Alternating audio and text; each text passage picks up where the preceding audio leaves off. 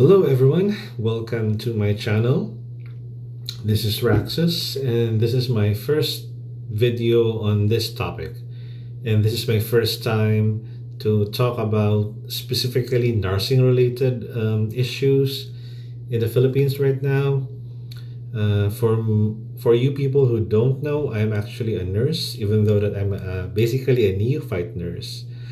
Although I've been working as a nurse for like 8 years, I still feel like I'm a beginner in a lot of things. And I understand how you feel right now there in the Philippines is because you are getting attacked, you are getting discriminated, you are not being compensated well, and a lot of things are going on. And I empathize with what's happening right now. And one of the latest issues that we have, I guess you would know this person.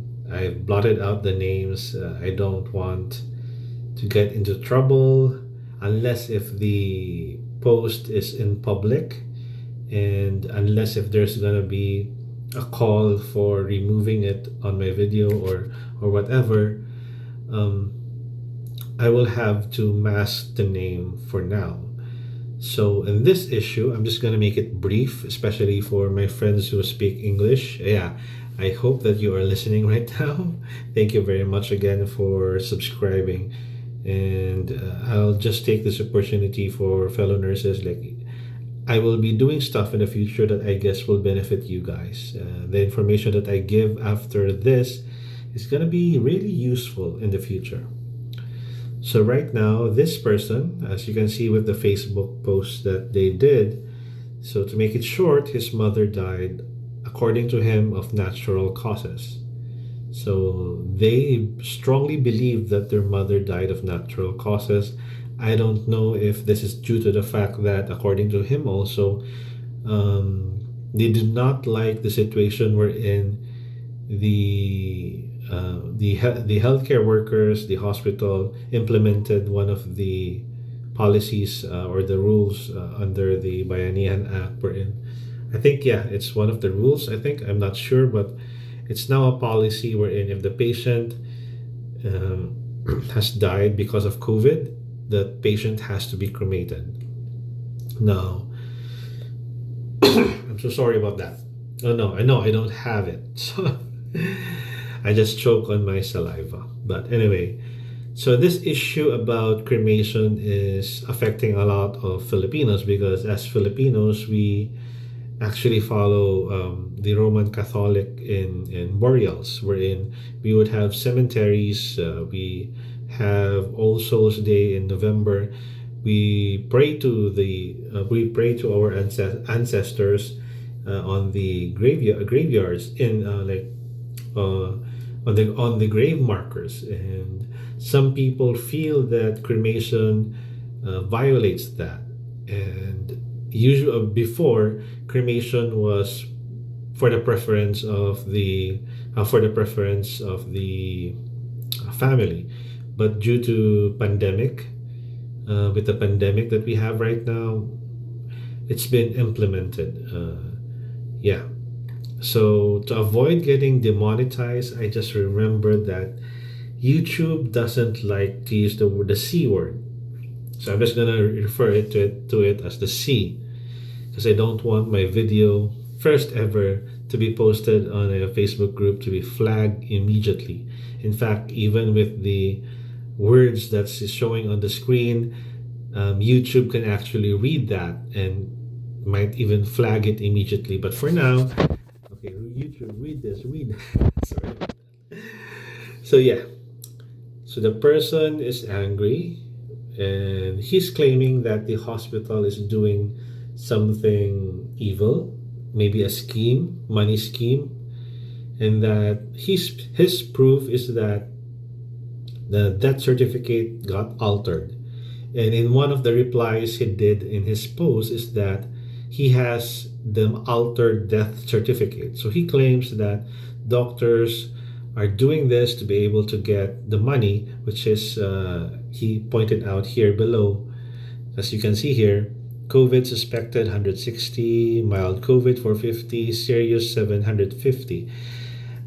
I understand that this person knows a little bit or maybe of the information, which makes it a bit more dangerous, is because people who know just a little bit of information can seem like they're telling the truth but have a lot of misinformation with it.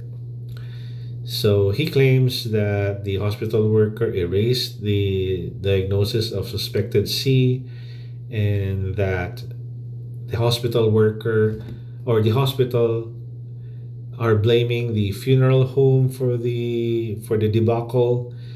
And yeah, he has a lot of anger and hurt, and the people who follow him posted also of of their experiences. I don't know if it's 100% true, if it's 100, if it's political motivated or not. So you have here one example, like, yeah, you're right. The doctor, when you go to a checkup, and he will put their COVID asymptomatic, to get full health. Yeah. Oh no, I said the word C word, symptomatic. I'm gonna have to bleep that out, so that the doctor can get the PhilHealth claim. So, for those people who don't know, PhilHealth is our universal health care in the Philippines. It's not perfect, but it works for several people. I haven't even used it yet, even though I should have, but I'm not sure if, yeah. Right now, as an OFW, I'm not sure if I can use it, but I'm still paying for it because it's like paying it forward. I just hope that, God forbid, I will use it in the future. But anyway, so one person replied and gave their fact checks, and it says here that this is just being shared from another frontliner, and it's actually true. A lot of these things are true, especially if you read this one, the PHIC Circular 2020-09, and the information here. I will tell you how to get this information. There is actually a way to get this, and it's so easy, and it's free. It's fast. You can even download the app on your phone. That's how easy it is to know right now how much you're going to get as a claim if you have this disorder or not. The only problem is it's up to the doctor to give the final diagnosis, and you as a patient, you as a watcher, should not interfere with this process, because, like, if the doctor will say and see that the patient is only suffering from mild dehydration, or like AGE, or acute gastroenteritis with mild dehydration, which leads to like a lower amount of like compensation or claim. You cannot go to the doctor as a patient or a mother of the patient and say that, why don't you put their severe dehydration, doc, so that we can get more money out of it. That's actually illegal. Sorry about that. Doctors are being encouraged to be truthful with their diagnosis. So this person has a lot of anger with the situation, and I hope, fellow nurses, that you will empathize or sympathize with his situation. He may have been attacking a whole profession or professions, a whole healthcare system.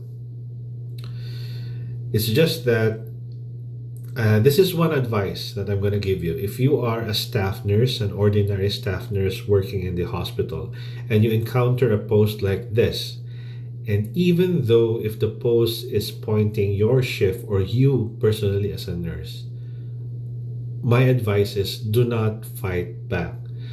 Do not make your own posts on your own social media. Do not reply.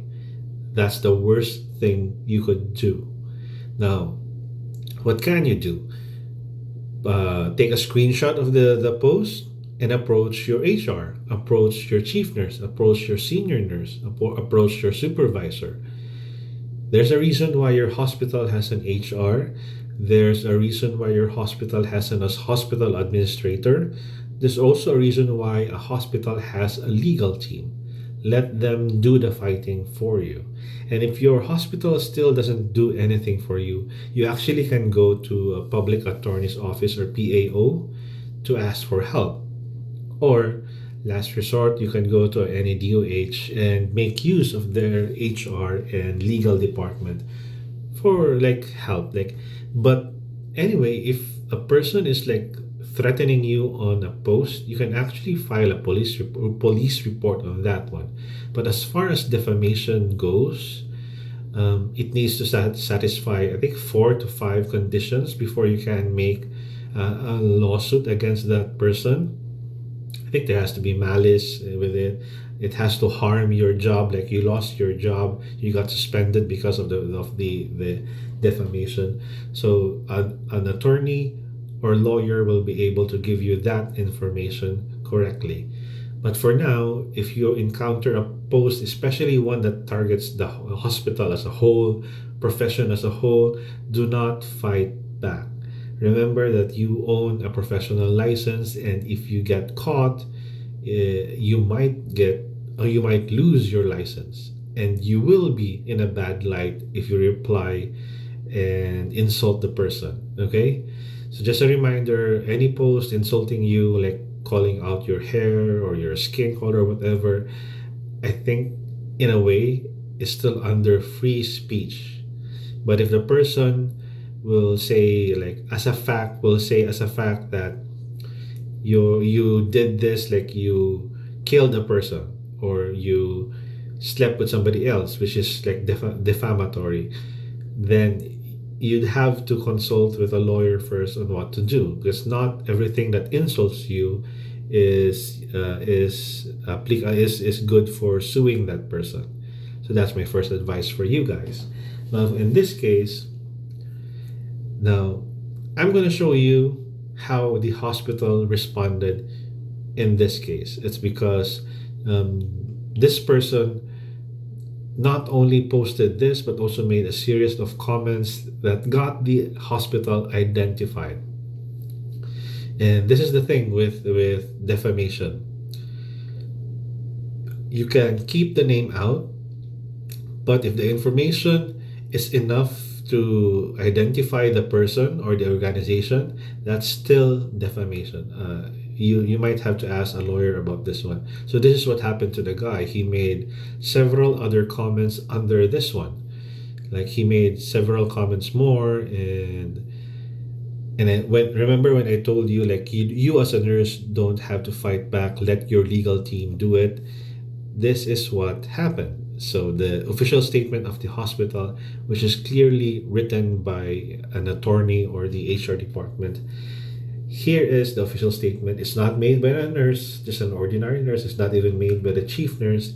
It's from the hospital as a whole, and I think has the backing of the legal team of the hospital. So to make the story short, the hospital is gonna sorry about that. So the hospital is going to use this one. So Cybercrime Prevention Act of 2012. Now, my comments about this one, the person insists that he did not mean it was this hospital that is the source of his problems. He insisted that it's the hospital where his mother got transferred to. So he made an apology, as you can see here. Now, he posed a clarification that the 300K bill is not the MRXUH, that in fact he's very grateful to Marirena Hospital for the help that they negotiated the bill, which was originally 166,000.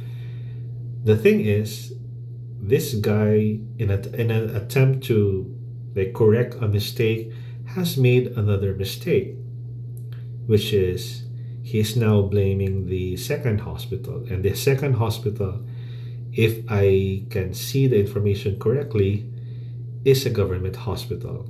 So I don't know who you are as a person, but you are making the wrong move in going against a government hospital. And even if you make this post, the first hospital is still going to push through with your case, in my opinion. Like, there's some there has been some damage that you have done, and I think the lawyers will know what to do with it, even though you made this public apology. So it might be unjust vexation or something. I'm not sure. I'm not a lawyer anyway. But still, this is not a good move on your part. Like, you should have just kept silent or conversed with a lawyer to know what to do next. I believe that this person is going to be in big trouble, not just from the first hospital, but also from the second hospital. Now, how do you get the information that I'm talking about, and how to prove that this person is may have known something but not enough to be 100% truthful? This is actually an app that you can download in the App Store, in the Google Play Store. Honestly, it's out there. I'm going to show you guys how to use it. So ignore these. You don't need this one, because these RVS code is given by the doctors when they make their final diagnosis. You don't have that information. The best thing that you can do right now is make use of the description. This one, this part here. That's what you're going to use. So for example, we're going to write there the C word. You can actually see here how easy it is to use. Search, and the records will show up. So you can see here we have 6 records. We have the isolation package. I don't know where you can get. No, I can't find. Oh, there you go.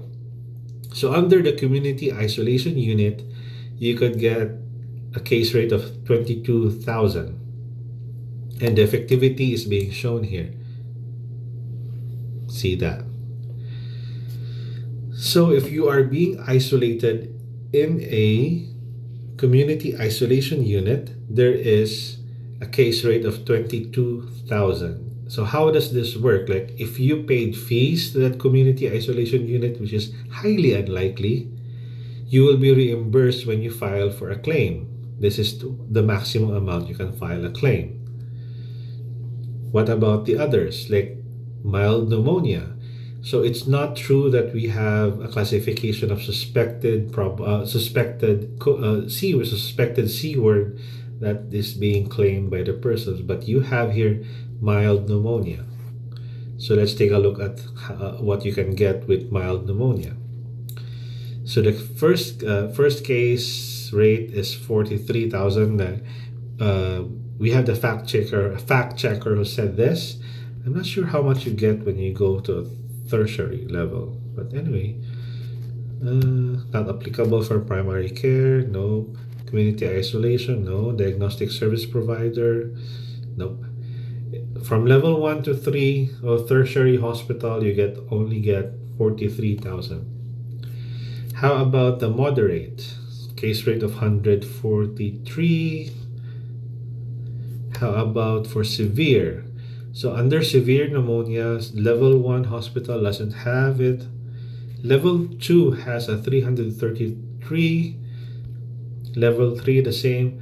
So why this show not applicable? It just means that a level 1 hospital should not take care of you. You should be forwarded to a level 2 hospital. You should be referred to a level 2 hospital for PhilHealth to give out the case rates.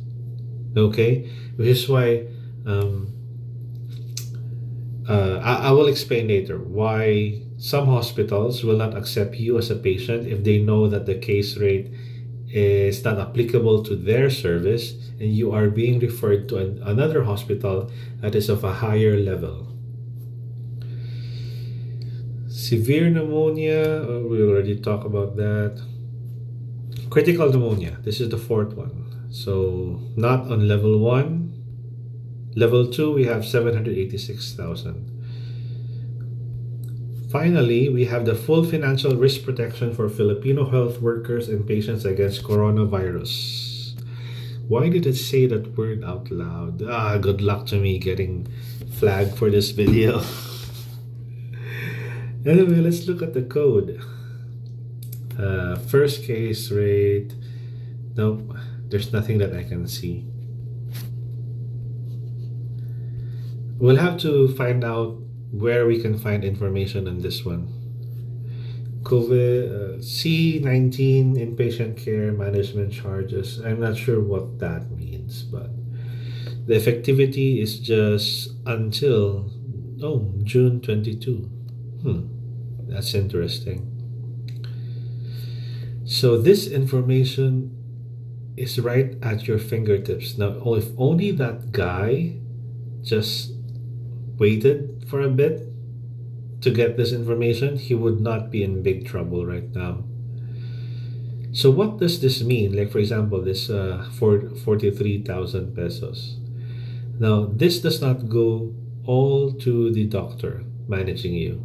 This will be divided from divided for the not just one doctor. You have your residents on duty, you have your nurse on duty, not just the nurse on duty, but also the auxiliary personnel like the janitor, the nursing aides, the administration staff, the electricity bills, water, and everything else. This is divided into many pieces. Now, the doctors sometimes don't even get this, especially in government hospitals.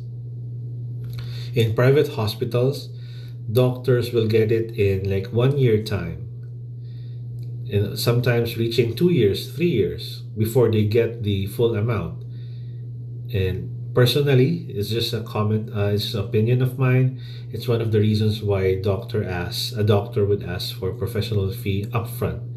It's because the filing of the claims itself it takes a long time that I don't think somebody would survive waiting for compensation for 6 months, 6 months to 1 year. So just imagine if you're working like in a hospital or working in like for example in retail, and your salary comes 6 months, always comes 6 months late. That's what our doctors are experiencing right now with the universal healthcare system. We need work. It needs improvement. We need other systems in place like national ID database and everything else to make it all easier. We need a good infrastructure, and I think one of the reasons why internet is being scrutinized in our country right now is because you really need internet connection if you want to be able to have good record keeping. For example, with PhilHealth right now, and if you want to be able to get your claims as fast as possible, like if I remember correctly, the claims before internet was that you have to send the papers by packet. It has to be processed manually by hand. So just imagine how long it takes. And even with the current system that we have right now, I know in my previous hospital, they are slowly converting into e claims. Yeah, e-dash claims, electronic claims. But the whole process when they did that is, if I could remember correctly, they even had to ask us staff to transcribe everything manually from the paper to the computer. But as soon as we got all of the past documents transcribed properly and everything is being done by e-claims, I think the release of the professional fee became faster and faster. So it's not true that doctors are getting rich because of the professional fees from PhilHealth shares or PhilHealth case rates. It takes a long time to get the money. So this is my second information for you guys, and I hope that you learned something with this one, that you can use this. You can actually search for other terms. Like, how about tonsillitis? I'm curious about this one because I was supposed to have a tonsillectomy. 3 records found. If you just get, wow, that's very low. If you just get this one, like admitted to the hospital for 5 days, this is the only thing that you can claim. Yeah. But what about a procedure? Yeah, you can actually check for a procedure here, tonsillectomy. See? That's only 18,000. Wow. That's not even enough to pay for the anesthesiologist. Yeah. Oh, no, wait. What if it's tertiary? Still the same thing? That's weird. I think they haven't updated yet. I had an appendectomy before. Let's look at appendectomy.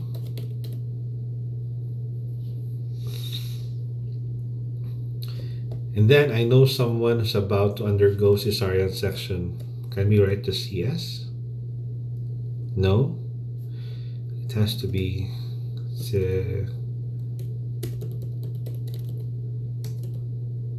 Oh, we got corrected. Thank you, autocorrect. No records found. No. How about cesarean? So we have here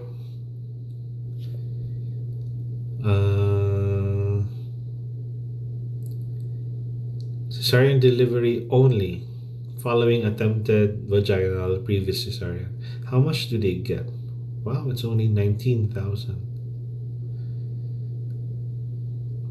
I'm gonna check if the app is updated or not. But I know I just updated this like days ago. So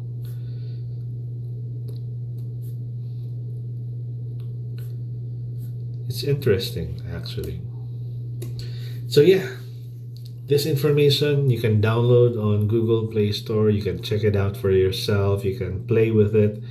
It's public information, so there's no problem with it. Finally, I'll be making a series of videos about. I know what that you as nurses are itching to find greener pastures. So I'm going to help you guys. I'm not 100% an expert, but I will help with the IELTS, the International English Language Testing System.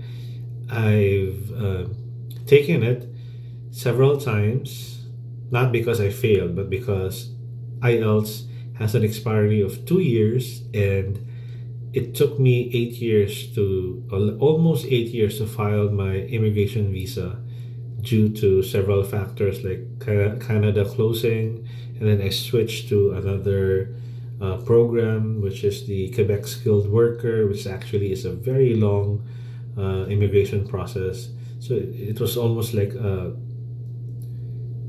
8 year process. Like yeah, I started 2012 and I migrated 2019. So aside from that, I will give information also on how to prepare for immigration. But all of these are just advice. It's still best that you get your advice from professionals. But I'm also gonna temper you guys, just caution you guys not to pay such large amounts. Do your research first and understand that it might be easier to just trust an agency to do this, but honestly, Canada, for example, is switching to e-immigration. You can actually file an application by yourself using the website. You just have to follow the instructions, scan the necessary documents, upload them, and that's it. And the only times you might have to send snail mail is for your signature specimens and other documents that need to be authentic, like the NBI and like the NBI clearance. So yeah, I did not intend for this video to be this long, but I'm hoping that you guys are still listening. And if you have any comment suggestions, you can write them down below. You can converse with me there. I will try my best to reply. If you need advice on anything, I can also make videos on that one. So thank you very much, and I hope you subscribe my subscribe to my channel. And like I said, nurses, stay calm. I'm praying for you guys and for the safety of you and your family and everyone else there in the Philippines. And God bless to everyone.